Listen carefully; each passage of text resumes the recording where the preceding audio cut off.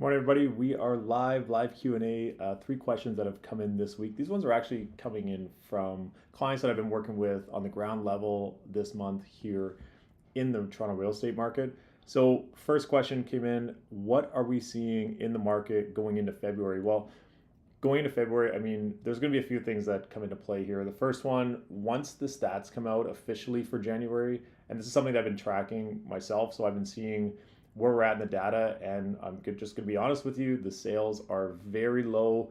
Price points have kind of been hovering for the last 6 months, but this is where it gets interesting. If all the headlines are going to take the January 2022 numbers and compare them to January 2023, so year over year, we're going to see massive declines in sales. I bet you it'll be about 50, maybe 60% less sales than we saw of January 2022. And for pricing, this is kind of a strange one because it's going to definitely be down year over year, probably about 15 to 20% down. However, from July, so remember at the first part of the year, prices went January, February, March like this, and then declined. And then in probably around July, August, things started to hover around kind of where they are now going into the new year, which is where we're at. And once these January numbers come out, definitely going to see headlines that say something along the lines of 20% down in prices, 50%, 60% down in sales. So just giving you a heads up now. That being said, a good amount of the sales for January of 2023 happened in probably the last 10 days or so. The last 10 days have been super active, or at least way more active than they were in November, December, and the early part of January. One thing I noticed that in January, things were pretty slow, and then they definitely started to pick up the second half of the month. And also, too, we got the Bank of Canada news, another hike of 0.25, and then they kind of signaled that they might be relenting for a little bit of time. We don't know what's going to happen. However, anytime something like that comes out, any kind of news of things kind of chilling out, typically means that more buyers may come into the market or at least start getting pre-approvals and just kind of seeing what exactly they can qualify for.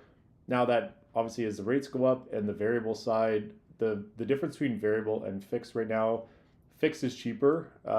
And I think it's a little bit of a misconception is as rates go up, only the variable is affected. Fixed are directly related to the bond market. So different scenarios for both. If you are thinking of anything like that, definitely connect with a mortgage broker, mortgage specialist, and see kind of what you can approve, what you get approved for, and where you can go from there from a price point standpoint. But yeah, needless to say, headlines are going to be bleak. The other thing I will mention, and this is actually kind of interesting, last year there were probably a very small handful of sold conditional properties. This year there's over 400 that I've seen right now on the Toronto real estate market for the Greater Toronto area. And what that means is those properties haven't firmed up, so they don't count towards the sales. That being said, it might give February a little bit of boost if all those properties firm up. They may not. But that'll be probably like 20% of January sales into February. So a big boost for or not a big boost, but big enough boost for February to start the month. So we'll see how things play out. But just a warning, those headlines not going to be pretty, but don't let that dictate what you think about the market because things have been trending definitely more positively in the last couple months, not crazily, but definitely more positively in the last couple months. And I've also seen properties that have been sitting for 70, 80, 90 days sell in the last week or two. So that's another thing too that we've seen. And those properties that are well done up and look really good are still getting pretty good action in today's market, especially if they're priced well. Next question, what is the Toronto vacancy tax? Okay, so this is something that is just implemented this year. Actually, tomorrow's February the 2nd. Make sure that you fill that out by tomorrow or there's a fine if you don't fill it out. Essentially, what it is you have to declare the city of Toronto if your property has been sitting vacant for 6 months or more in 2022. If you've had a tenant in there or if you lived in there, it's not a big deal. It's like a 5-minute process. Go to the website, Toronto Vacancy Tax. I'm sure you can find it very easily online. Go to the website and fill that out. It'll take you 5 minutes. Just make sure you don't get the fine because you didn't do it. This is the last warning. But no, definitely go fill that out. And you're basically just declaring that somebody has been living in the property If it's been totally vacant for that amount of time and you don't declare it, there are fines, and I'm not exactly sure how they're going to clamp down on that. I don't really want to know, so I filled mine out, but definitely go fill that out. It's a new thing this year that has to be done by February the 2nd, which is tomorrow. Today we're the 1st. Last question here. What do I look for in a condo? Great question. So there's a few things to look for. I mean, budget dependent, of course. Um, One thing that someone said to me that stuck out, and I think it'll stick out to me forever, is that when you own a house, you live in the house. When you own a condo, you live in your community. And I think that was really important because when you're buying a condo, you're not just buying, a house and a piece of land. You're buying in a building. So typically they're in better locations or more prime locations because of density and things like that. They're more affordable to purchase in those locations. And then you're buying things like things that you want to look out for, of course, are, I mean, depending on budget, can you get something that's a little bit unique and will have a good setup for the future, or kind of future proof the investment. You're going to want to obviously pay attention to condo fees. I would say anything in the 75 cents a square foot is a pretty good condo fee range right now, 75 to 80 cents a square foot. Keep in mind, if you have 1,000 square foot condo, that's going to be a $750 or $800 condo fee. I know that sounds expensive, but go by the price per square foot, because if that condo was 500 square feet, it'd be half of that, right? So just something to think about from the condo fee perspective. Obviously super important. You're going to want to get that status certificate checked out. Make sure that you get it reviewed by a lawyer. We had David Woodside on last week.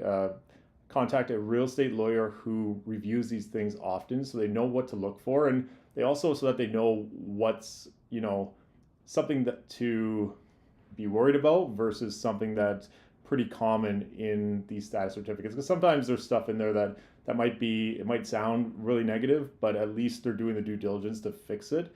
And if they had a reserve fund to take care of it, that's something for your lawyer to discuss with you and see if it's something to be worrisome about. You're also going to want to take a look at amenities. What kind of amenities are in the building? Do they suit your needs? And then location, of course, is huge. Anything by, where you need to be, or also too by transit. Maybe you can get a better deal outside the city, but have good accessibility to transit to come into the city. So there's a few moving parts there when searching for a condo. Building reputation also can come into factor, especially on the resale side in the future. So just a few things to consider when looking to purchase a condo. If you are leasing a condo, a little bit different.